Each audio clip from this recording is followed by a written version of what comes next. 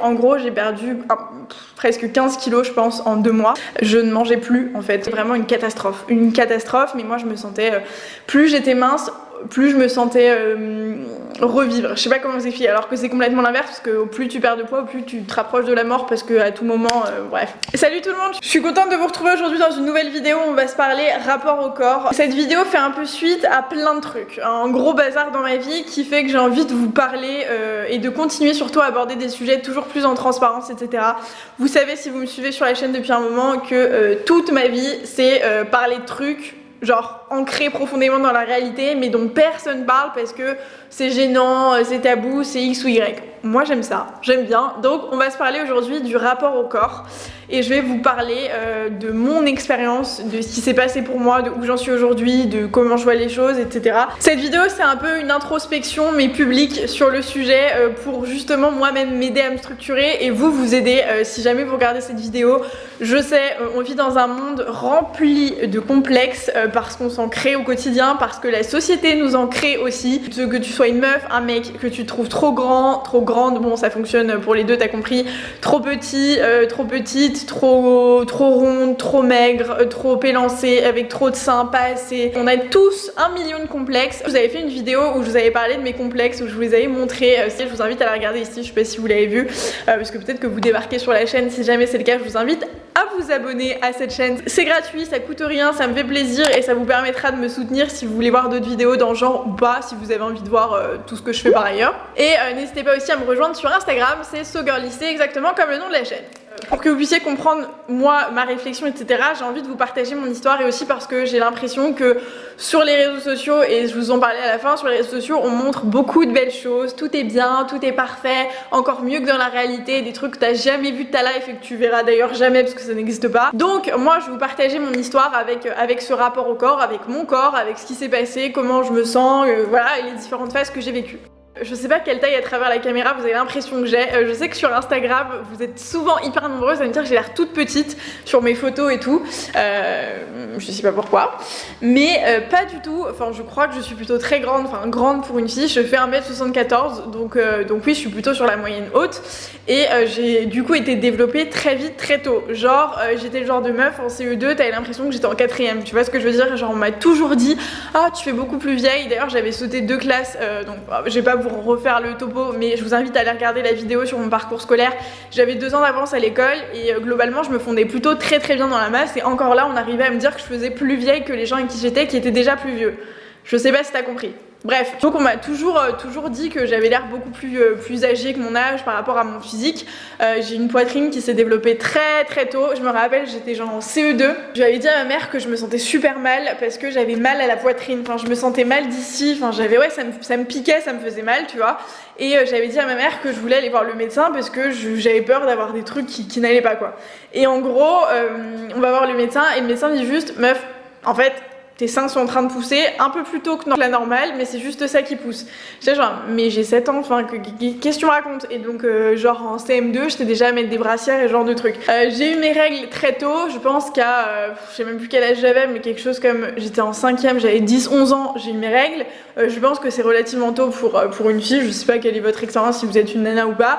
Voilà, j'ai eu mes règles très tôt, donc mon corps a commencé à se développer, j'ai eu des hanches, j'ai mes jambes qui sont, et là, mon bassin qui s'est élargi, etc. J'avais des formes, j'ai été développée et ça m'a jamais vraiment posé de problème, je me suis jamais sentie mal par rapport à ça. À savoir que autour de moi, j'ai grandi un peu avec l'idée que le corps c'était un peu un problème dans la mesure où autour de moi et dans mes gènes, on n'a pas trop de chance, c'est que j'ai une partie de ma famille qui a relativement tendance à prendre du poids facilement. Et donc du coup, par exemple, ma mère, j'ai souvent vu faire des espèces de régimes, perdre du poids suite à des drames, enfin bref, c'était un peu yo-yo, donc j'ai toujours eu conscience que le poids, le corps et tout avait une incidence un peu sur comment tu te sentais et tout, mais sans vraiment que ça me travaille. Et en fait, quand j'ai commencé à avoir mes règles, quand j'ai commencé à grandir, bam, c'est comme si le truc était venu sur moi et ça a commencé à un peu partir en cacahuète dans ma tête. J'ai eu l'habitude de faire du sport depuis toute petite jusqu'au fin du collège, donc en gros je faisais beaucoup de danse, je faisais de l'athlétisme, etc. Jamais été non plus très ronde, j'étais plutôt dans la normale entre guillemets, jamais eu vraiment de problème, sauf que j'avais une courbe de croissance qui était un peu au-delà de la moyenne d'un point de vue poids et d'un point de vue taille. mais c'est parce que mon corps se développait plus vite, mais j'ai jamais eu de soucis, je faisais du sport, j'ai des problèmes cardiaques et du coup j'entretenais, enfin je faisais attention, mais ça a commencé à devenir un peu plus compliqué pour moi, je pouvais plus trop courir et tout, donc d'un coup j'ai arrêté le sport, à part les cours de PS à l'école, mais tu connais, j'avais des espèces de dispenses pour le 3x500 parce que j'avais pas envie de courir et parce que je pouvais pas, j'avais mal. Donc je devenais un petit peu, tu vois, genre la meuf qui attendait sur le banc et qui faisait pas grand chose à part être arbitre au rugby, tu vois ce que je veux dire. Donc voilà, et j'ai commencé aussi à prendre la pilule très très tôt, je vous en ai parlé aussi dans les vidéos sur ma contraception. À 13 ans et quelques, 13-14 ans, je prenais la pilule, donc mon corps a complètement changé à partir de là. Littéralement, je suis devenue enfin j'ai gonflé. Je pense que j'ai dû prendre entre 5 et 10 kilos facile et j'ai surtout gonflé. Je faisais une rétention d'eau mais de malade mental. J'étais hyper boudinée dans mes jeans, j'ai dû prendre au moins 1 ou 2 tailles. Je pense que je suis passée du 34-36 au 38-40 assez rapidement. J'étais vraiment toute boudinée. Alors je sais pas si vous vous rendez compte, si vous me connaissez ou pas sur la chaîne, mais si vous regardez les vidéos depuis 3 ans que je suis ici, vous voyez une espèce d'évolution de mon poids sur mon visage. C'est-à-dire que j'ai le visage hyper creusé de base et là, vraiment, je vous dis, même si j'ai 5 kilos de plus, a priori vous verrez aucune différence sur mon visage puisque j'ai le visage très fin. Et là, j'étais vraiment genre toute bouffie de partout, j'avais plus du tout ce creux que j'ai. Bref, j'étais toute bouffie. J'avais pris beaucoup de cellulite, etc. Et honnêtement, ça me gênait pas plus que ça parce que j'avais jamais vraiment fait de fixette en mode. Mais je me prenais des remarques dans la gueule de mes potes qui me disaient putain, Karine, genre ouh, mollo sur le chocolat. J'étais en mode mais j'ai pas changé, c'était juste les hormones, sauf que comme j'étais très jeune et qu'à ce moment-là mes copines autour de moi soit prenaient pas forcément la pilule, soit en parlaient pas forcément et tout, je savais pas que c'était normal, enfin bref, c'est un peu un bordel, mais voilà. Et là je commence à être adolescente, donc je commence à prendre conscience des choses, je commence à me dire que quand même comme je suis grande, je suis un peu fat, je vois mes hanches, je me trouvais fat, genre je me trouvais grosse, alors que fatalement, déjà, qu'est-ce que ça veut dire? Et j'avais un IMC totalement normal, j'étais pas en surpoids, c'est juste un adjectif qu'on a l'habitude d'utiliser à tort et à travers, t'es maigre ou t'es grosse. J'ai essayé de faire attention, mes motivations zéro, donc je suis restée un peu comme ça, je commençais à avoir des petits complexes qui s'installaient, mes hanches, mes cuisses, c'était un vrai problème pour moi, j'ai toujours été foutue comme ça, j'ai la taille plutôt fine, et puis j'ai des bonnes fesses, des bonnes hanches, des bonnes cuisses, etc. Et ça a toujours été, mais un complexe incroyable chez moi, je toujours trouvé ça immonde. Donc je commençais un peu à faire une fixette dessus aussi parce que le mood autour de moi changeait, parce que les filles se rendaient plus coquettes, parce qu'on faisait plus attention, etc. Et parce qu'on avait des remarques de l'extérieur. Disons que moi toute seule je me suis jamais vraiment sentie mal. La seule chose qui me gênait vraiment c'était de voir les petites vergetures qui commençaient à venir parce que j'avais pris du poids très rapidement, de voir un peu la cellulite s'installer, c'était plus l'aspect de ma peau qui me faisait chier et je me rendais pas forcément compte des centimètres et du fait que je gonflais, etc. Ça me gênait pas tellement. Et donc là, la vie me fait ma première belle surprise, hyper ironique, n'est-ce pas, qui est qu'à 15 ans et quelques mois, je perds mon papa. Et du coup, suite à ça, j'ai très très mal réagi. Ça a été le néant total, l'obscurité absolue, mais littéralement. Et je pense que je vous en ferai une vidéo complètement dédiée parce que là, vous en parlez en 2 minutes en coup de vent, c'est pas très juste, je trouve. Mais j'ai fait une espèce de phase d'anorexie, boulimie, bref, un truc pas très sain, pas très net. En gros, j'ai perdu presque 15 kilos, je pense, en 2 mois. Donc c'est hyper dangereux, surtout que de base je fais pas 150 kilos, donc je peux pas non plus me permettre de perdre autant de poids d'un coup. Je ne mangeais plus en fait, enfin bref, je vous en reparlerai dans une vidéo, mais vraiment une catastrophe, mais moi je me sentais, plus j'étais mince, plus je me sentais revivre, je sais pas comment vous expliquer, alors que c'est complètement l'inverse, parce que plus tu perds de poids, plus tu te rapproches de la mort, parce que à tout moment, bref. Mais vous voyez un peu l'idée, je suis arrivée à 50 et quelques kilos, donc pour mon 1m74, je faisais je pense du 34, j'allais m'habiller chez H&M Kids et Zara Kids pour mes pantalons, autant vous dire que maintenant je rentre un mollet et encore. Et j'étais hyper contente de ça, hein. J'étais très très fière de ça, bref. Et donc ouais, c'était assez catastrophique pendant 2-3-4 mois je dirais, ça a été descente aux enfers, etc. Mais c'était en gros, c'était comme une punition qui me faisait me sentir mieux, je sais pas comment vous expliquer, bref. Je me pesais tous les jours, à savoir tous les matins quand je me levais, je me pesais tous les jours pour voir si j'avais perdu 100 grammes, 150 grammes, 50 grammes, 1 kilo, tous les matins. Et tous les matins, évidemment, vu que je mangeais plus, je perdais. Donc j'étais contente jusqu'au jour où ma mère et mes proches m'ont un peu dit, meuf, là c'est même plus des os qu'on voit. Donc tu vas te calmer, tu vas retourner, et puis après j'ai repris une alimentation plus classique et donc j'ai repris un peu mes kilos, mais sans revenir à ce poids de pilule. C'est-à-dire que j'ai repris je pense 5-10 kilos et je suis revenue en gros à pas à mon poids forcément, mais je suis revenue un peu à ma corpulence normale. J'étais plus trop gonflée, j'étais normale pour moi. Et puis j'ai commencé à reprendre une alimentation un peu plus normale, un peu plus saine, parce que du coup j'ai réappris à manger, puisque étant passée par cette phase un peu dégueulasse, voilà. Et en fait je vivais à ce moment-là, je ne savais pas, et d'ailleurs je le comprends seulement aujourd'hui, une relation pas très saine, amoureuse je veux dire, qui était très belle, je me sentais aimée, j'aimais, on vivait des chouettes choses, sauf que cette personne était très jalouse possessive, jalouse maladive, mais elle me voulait pas de mal directement, je sais pas trop comment vous expliquer, c'était jamais me faire du mal délibérément, mais avec le recul et avec l'âge que j'ai pris, etc., la maturité que j'ai pris, je me rends compte que en fait ça a joué énormément sur ma construction, parce que j'étais avec cette personne pendant toute mon adolescence et toute ma vie de jeune adulte, donc imaginez-vous à quel point ça m'a construit. Et du coup elle me complimentait vachement, j'étais belle, j'étais ceci, cela. En revanche j'étais pas du tout libre, j'étais pas libre de me maquiller comme je voulais, j'étais pas libre de m'habiller comme je voulais, j'étais pas libre de faire ce que je voulais, bref, j'étais en prison, dans une petite prison dorée sans m'en rendre compte. Et même lui je pense qu'il s'en rendait pas vraiment compte, enfin bref, vous avez compris l'idée. Et du coup, moi qui ai toujours été un peu coquette, un peu, voilà, j'aime le maquillage, j'aime les trucs un peu futiles qui me font juste me faire kiffer, parce que je trouve que c'est un peu artistique, je trouve que en fonction de ton mood, tu fais changer ta tenue, tu portes des trucs un peu loufoques, tu portes du rouge à lèvres de telle couleur, bref, vous avez compris l'idée, ça me faisait kiffer depuis super longtemps, j'adore ça. Et j'étais complètement bridée avec cette personne, je ne pouvais pas le faire. Comme j'étais adolescente, j'avais vécu des drames assez tragiques, etc.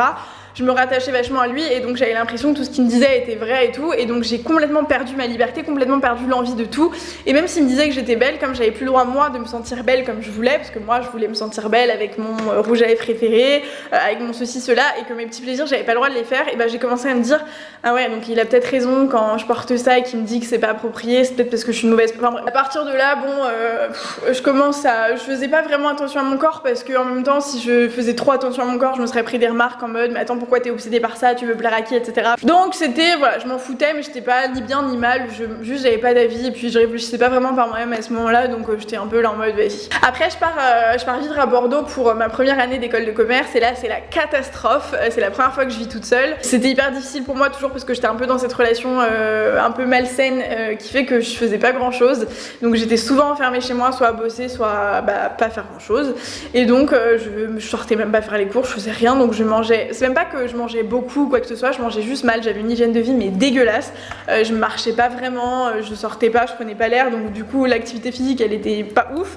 Je vais donner un exemple, le soir je rentrais des cours, j'avais pas envie de faire les cours, j'avais pas envie, je mangeais pas dehors avec des potes ou quoi que ce soit, et ben je me mangeais une tablette de Toblerone et j'étais contente. Voilà, et parfois je mangeais rien, parfois je mangeais juste de la salade, enfin bref, une hygiène de vie dégueulasse.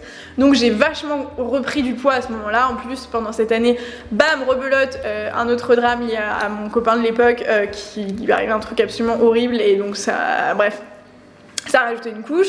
Donc disons que je me réfugiais un peu dans la bouffe, mais sans être en mode à bouffer de ouf. C'est juste que je me faisais des petits plaisirs, tu vois, sauf que, comme je vous l'ai dit, mon plaisir ça allait être de manger 3 sneakers le soir, mais c'est tout.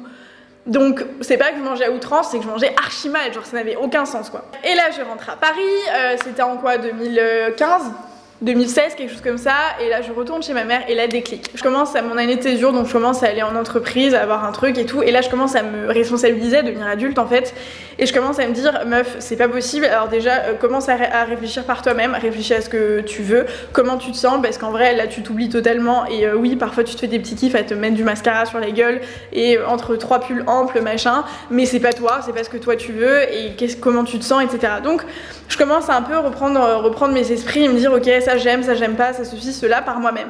Et je me rends compte qu'en fait j'aime rien puisqu'on m'a pas vraiment appris à aimer. Du coup je me remets au sport, je commence à avoir une alimentation beaucoup plus saine, je retourne chez ma mère, donc on était toutes les deux et donc on se faisait, on s'entraidait un peu dans ce truc à se dire on veut une vie plus saine, on veut un corps sain, on veut ceci, cela, donc du coup on mangeait correctement. Je vous ai fait des vidéos d'ailleurs à ce moment-là sur comment était mon hygiène de vie, et c'est d'ailleurs quasiment toujours la même aujourd'hui. C'est un équilibre que j'ai trouvé, dont je vous ai parlé dans une vidéo et je pourrais vous en reparler encore 1000 fois, mais je commence un peu à me stabiliser là-dessus, je m'inscris à la salle de sport, bref, je commence à reprendre un truc un peu normal, mais c'est pas pour autant que je change vraiment de vision sur moi, c'est-à-dire que même si mon corps évolue, si je suis plus grosse, moins grosse, plus maigre, moins maigre, plus gonflée, moins gonflée, plus ou moins de cellules, cellulite, machin. Les vergetures, c'est une catastrophe pour moi. Je commence à être indépendante, je vous l'ai dit, je commence un peu à me libérer de mes chaînes entre guillemets. Je commence à sortir davantage, à me libérer, etc.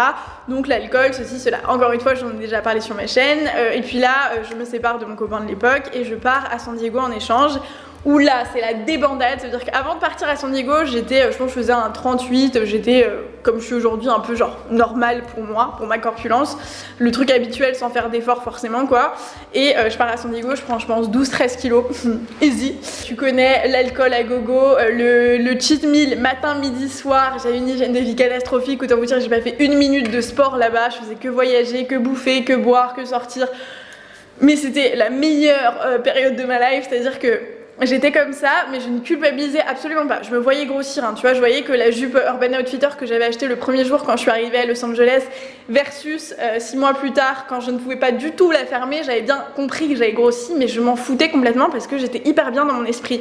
Dire que je me fichais royalement de savoir que je faisais un 40 ou même un 42 peut-être, j'en sais même pas parce que j'ai rien acheté à cette époque-là, plutôt que mon 38, je m'en foutais. Il faut quand même rentrer à un moment donné. Bon là, je réalise quand même que c'est pas sain. C'est pas tant le fait que je trouve ça moche, oui évidemment je suis pas hyper à l'aise avec le fait d'avoir un visage qui a triplé de volume alors que j'ai eu l'habitude d'avoir un visage plus fin et tout, donc il y a quand même des trucs où je me dis c'est pas moi, j'ai envie d'être un peu différente, j'ai envie de dégonfler et tout, mais c'était plus le côté ok là c'était vraiment pas sain, essaye de juste reprendre une hygiène de vie plus tranquille pour pas mourir d'un infarctus dans 2 semaines parce que t'as bouffé trop de gras, t'as bu trop d'alcool, etc.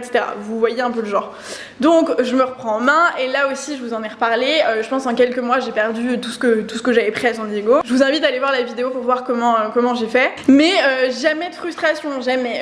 C'est un mood que j'ai vraiment mis du temps à avoir, c'était ce côté, je suis passée par tellement de phases que j'avais plus envie de faire souffrir mon corps, j'avais plus envie de faire de régime, de trucs, de machin, je me disais juste ok voilà l'hygiène de vie que j'ai envie de m'appliquer. Le matin tu manges comme une reine, le midi comme une princesse et le soir comme une pauvre, c'était un peu le délire, tu vas au sport dès que tu peux, mais si t'as envie de sortir, de bouffer un McDo, d'aller en soirée, de te mettre une caisse, l'abus d'alcool est dangereux pour la santé, c'est très mal, mais je me mettais pas vraiment limite par rapport à ça, juste j'étais bien dans ma tête parce que j'avais l'impression que c'était la seule chose qui comptait. Et depuis en fait voilà ce que je fais. Après entre temps, enfin juste après je me suis mise avec la personne actuelle que vous connaissez si vous suivez la chaîne, qui lui est un amoureux du sport et il m'a fait un peu changer de mentalité par rapport au sport, dans le sens où il me disait tu fais du sport pour toi, pas forcément pour les autres. Et en fait dans mon rapport au corps, et ça c'est dans la partie 2 dont je vais vous parler juste après, qui est comment en fait je me sens dans ma tête par rapport à mon corps et pas juste physiquement comment je me sens.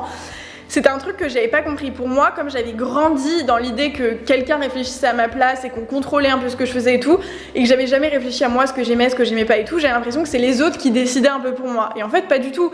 Et quand il a commencé à m'expliquer de manière hyper logique et hyper rationnelle qu'en fait, quand tu fais du sport, c'est pour toi, que même si c'est parce que t'as envie d'avoir des abdos, c'est pour toi que t'as envie d'avoir des abdos, mais lui, sa mentalité, c'était plus de se dire qu'il avait envie de s'entretenir pour être en bonne santé, pour avoir un bon cardio, pour pouvoir monter 500 marches quand il aller escalader l'Himalaya sans se sentir mal, enfin bref, tu vois le genre. Et en fait, ce mindset un peu plus intelligent finalement sur la façon d'aborder la santé, son corps, etc. m'a fait complètement vriller.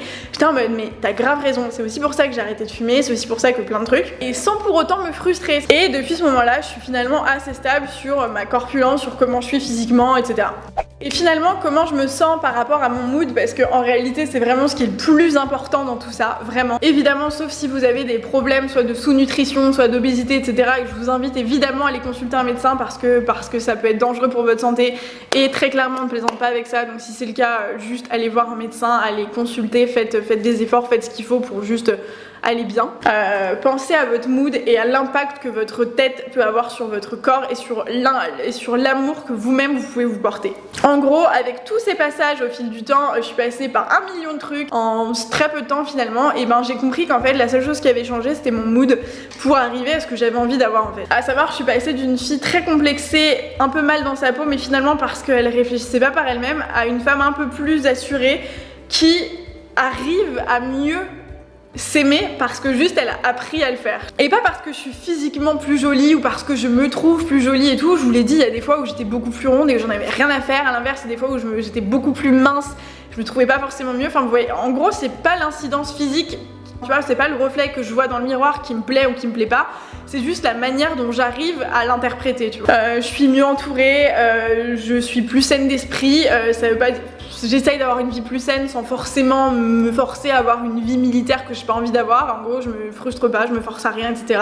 J'essaye juste d'être bien dans mes bottes, bien dans mes baskets, bien dans ma tête. Je me sens plus libre et je réfléchis par moi-même, c'est des trucs débiles, mais c'est des trucs qui m'ont manqué et qui ont fait que j'en arrivais au point de me détester, de pas pouvoir me regarder, de pas m'aimer, etc. Je grandis et je prends conscience de plein de trucs. J'ai appris à vivre avec mon corps et j'ai aussi appris à m'ouvrir et à m'ouvrir sur plein de trucs. C'est débile, mais le fait d'avoir voyagé. J'ai aussi vu d'autres choses que ce que je voulais qu'on voit. Donc quand je vous dis ça, je parle des gens qui étaient autour de moi, qui me forçaient un peu à être dans un mood voilà, très fermé d'esprit dont je vous parlais tout à l'heure, mais aussi est-ce qu'on nous force à voir autour de nous, genre dans les milieux publics, dans les magazines, à la télé, tu regardes ton téléphone, t'allumes ta télé, tu ouvres un magazine, tu vois que les mêmes nanas, tu vois que les filles hyper bien, enfin hyper dans la norme, qui font 1m80, 30 kg, qui ont absolument aucune tache, aucune vergeture, aucune cellulite, pas de boutons, pas de poils, rien du tout.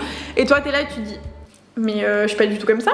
Comment on peut faire? Donc forcément, tant que t'es pas comme ça, tu te sentiras jamais bien. Sauf que tu ne seras jamais comme ça. Bref, et du coup le fait d'avoir voyagé, le fait d'avoir fait pas mal de trucs, ça m'a aussi ouvert là-dessus en me disant attends mais en fait les 99 000 personnes que j'ai rencontrées en un an et demi de voyage ou machin, il y en a aucune qui était comme celle que je voyais dans le magazine. Pourquoi? Parce qu'en fait c'est faux ce qu'on nous montre. Et c'est débile de se dire ça parce qu'on le sait tous.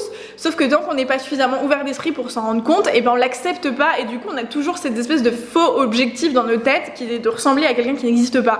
Alors que quand tu regardes à la plage autour de toi, tu vois les femmes, tu vois les hommes, tu vois la diversité de ce qui t'entoure, un plus petit, un plus gros, une plus grande, une plus petite, une plus fine, tu te dis juste ok, tant qu'on est en bonne santé, c'est normal d'être différent, c'est normal d'avoir ceci, cela, tes défauts font de toi, font de tes qualités. Enfin, étrangement ma vie pro elle m'a aussi fait beaucoup évoluer parce que j'ai pris confiance en moi intellectuellement parlant, j'ai pris confiance en ce que je pouvais faire, en capacité que j'avais en tant que personne, en tant qu'être humain. Et comme moi mon problème, c'est ce que j'avais remarqué, c'est que j'arrivais pas à me considérer en tant que personne parce qu'on m'avait forcé à pas le faire indirectement. J'avais perdu toute confiance, que ce soit physique, émotionnel, tout ce que tu veux. Et en rattrapant ce côté intellectuel, ce côté j'ai fait des choses, j'ai fait beaucoup de choses en si peu de temps, j'ai réussi à faire ce que je voulais de ma vie, j'ai accompli des choses, je suis fière de moi, etc. Ça a eu un impact aussi sur comment je me sentais dans mon enveloppe corporelle, tu vois. Après le chemin il est encore long, on va pas se mentir, pour l'acceptation totale de moi. Je pense que c'est un travail qui se fait sur toute ta vie, honnêtement. Ça évolue avec ce que tu vis, ça évolue avec les épreuves et tout, mais je pense qu'il y a des trucs qui sont hyper importants à comprendre pour que ça ne devienne pas nocif et que ça te nique pas ta vie, parce que c'est hyper dommage. Souvent quand t'es adolescente, jeune adulte ou même après, tu te focalises sur des trucs qui n'ont pas de sens, et ça, ce qui est hyper important pour changer un peu son rapport au corps, c'est juste de maîtriser un peu les parasites qui t'empêchent d'arriver à ça. Et moi clairement il m'a fallu un peu de temps, mais je pense que finalement je m'en suis pas trop mal sortie dans cette capacité à comprendre ce qui allait pas. Le premier parasite que j'ai trouvé qui m'a permis de bam d'un coup me prendre une claque et me dire ok ça allait pas, et si tu arrives à comprendre ça t'aidera à aller mieux, ça a été mes problèmes personnels. Il y a l'histoire d'amour, mais il y a mon histoire de manière générale en fait, les petits obstacles, les petits trucs qui sont venus un peu se glisser et qui m'ont fait douter de moi de nombreuses reprises, qui m'ont rabaissé, qui m'ont cassé quelque part des petits morceaux de moi-même, et aujourd'hui j'arrive à comprendre les morceaux qui ont été cassés et du coup c'est beaucoup plus simple pour les remettre tous ensemble, tu vois.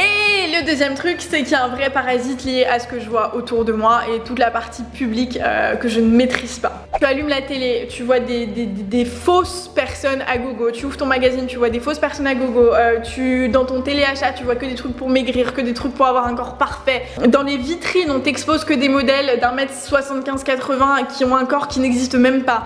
Donc t'as l'impression que pour que le vêtement taille, il faut que tu sois comme ça. Et maintenant viennent à ça se mêler les réseaux sociaux, qui est le truc qu'on utilise le plus au quotidien. C'est-à-dire qu'avant on avait quand même un usage plutôt limité de ce genre de médias, et encore la télé c'est une cata, mais voilà. Là, les réseaux sociaux, on passe notre vie dessus, et il y a une différence, je trouve, sur l'usage. C'est qu'en gros, comme on passe notre vie dessus, on a tendance à plus facilement s'identifier à ce qu'on y voit. Donc genre, tu suis, je sais pas, tu suis ta chanteuse préférée sur Instagram, ton footballeur, bref. Tu suis toutes les personnes qui, il y a 10 ans, semblaient hyper inaccessibles parce qu'il n'y avait pas ce média qui te permettait de voir le quotidien. Aujourd'hui, maintenant, tu peux le faire. Et comme toi, d'un point de vue hyper personnel, d'un point de vue usage personnel, tu l'utilises au quotidien de manière spontanée, genre tu vas envoyer des photos à tes potes, tu vas poster un truc sans forcément te dire ok, il me faut le meilleur angle, le meilleur truc, parce que c'est pas ton job, c'est pas, tu t'en fous de ton image, toi, une personne lambda entre guillemets qui a pas d'enjeu monétaire, financier, ce que sur les réseaux sociaux, tu t'en fous. Oui, t'as envie de faire des trucs jolis, donc tu vas faire des efforts parce que t'as ce côté artistique, ce côté j'ai envie de me faire plaisir, machin. C'est pas non plus un enjeu monstrueux. Donc tu vois, tu prends une photo d'une mangue, tu vas pas aller la retoucher, te dire sauf si t'es photographe et que c'est ton taf, tu vois. En revanche, toutes les personnes qui ne sont pas comme vous, et moi avant, maintenant c'est devenu mon taf donc c'est un peu différent, on a un vrai enjeu. Christina Aguilera, Britney Spears, Caroline Receveur, toutes les fit girls d'Instagram, tous les trucs, elles ont un enjeu à être parfaites sur leurs photos parce que vous les suivez pour ça, vous les suivez parce qu'elles sont belles, vous les suivez pour ça, etc. Dire que avant, sur la pochette de l'album de Jennifer Lopez en 2000, elle allait pas mettre une photo d'elle avec des cernes, pas maquillée, machin. Elle faisait retoucher, elle faisait ceci, cela, parce qu'il fallait que son image soit belle. Et bah c'est la même chose aujourd'hui, mais au quotidien sur les réseaux sociaux. C'est-à-dire que tout le monde, enfin toutes les personnalités publiques que vous suivez, travaillent leur image à fond.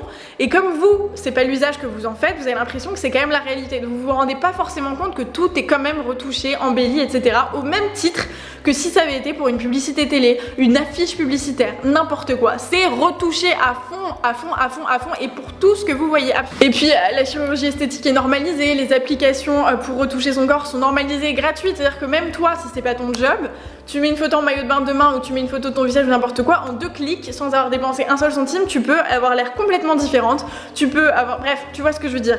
Donc toi t'as l'impression que ce que tu vois est réel parce que c'est pas l'usage de base d'Instagram, de Snapchat ou quoi que ce soit, de retoucher quoi que ce soit. Au contraire, l'usage c'est de faire un truc un peu spontané, machin.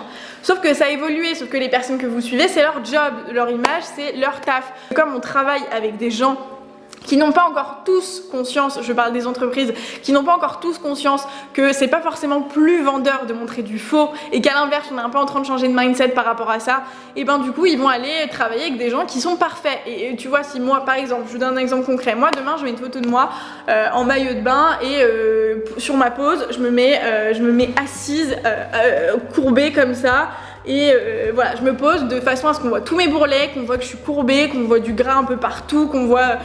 Tu vois ce que je veux dire? Une photo qui est absolument naturelle, puisque quand tu me verras à la plage en train de bouffer mon sandwich, je serais exactement comme ça. Même si j'étais pas à la plage en train de bouffer mon sandwich, que j'étais sur un transat à Saint-Tropez en train de siroter mon verre de champagne, quand je m'assois pour aller chercher mon téléphone, je suis dans cette position. Donc tu me vois exactement comme je suis. En revanche, sur Instagram, je ne vais pas faire ça parce que je me dis que c'est pas vendeur, je me dis juste que je vais me mettre toute droite, toute penchée, tout ceci pour que mon ventre soit plat, pour que je sois bam, pile de profil, pour que tu vois ce que je veux dire. Tout est travaillé pour que la marque de maillot de bain qui cherche à faire une sponsor, à faire un truc, elle se dit tiens, elle pose bien en maillot de bain et ça va être vendeur et ça va te donner envie d'acheter, et ben je lui donne le contrat, etc. Et c'est un cercle vicieux, mais t'as compris l'idée. On va forcément chercher à embellir le truc. C'est pas pour autant que c'est vrai et que tout le monde ressemble à ça. Au contraire, ça n'existe pas. Tout ça, ça a été inventé par les réseaux sociaux, inventé par la chirurgie esthétique, embellie, etc. Donc juste quand vous prendrez conscience de ça, et ben ça changera tout pour vous et que vous arrêterez de vous faire une fixette sur un truc qui n'existe même pas. C'est-à-dire que ces filles-là ne se ressemblent même pas dans la vraie vie. Et je suis hyper contente parce que je suis tombée sur plein de comptes Instagram qui aident à montrer un peu ce truc-là en mode des photos avec et sans retouche, et où tu te dis meuf, en fait elle est comme moi, c'est juste qu'elle retouche sa photo. Donc potentiellement si t'as envie de te sentir mieux, retouche ta photo, tu ressembleras à la même chose. Mais c'est pas pour autant que quand tu te vois dans le miroir, tu dois te sentir moche quoi. J'espère que cette vidéo extra méga giga longue vous aura plu, qu'elle vous aura aidé à mieux comprendre. Enfin moi c'était mon histoire, mais j'espère que vous arriverez à en tirer des petits intérêts pour vous, pour votre cas, pour changer un peu l'idée que vous avez de vous-même en fait.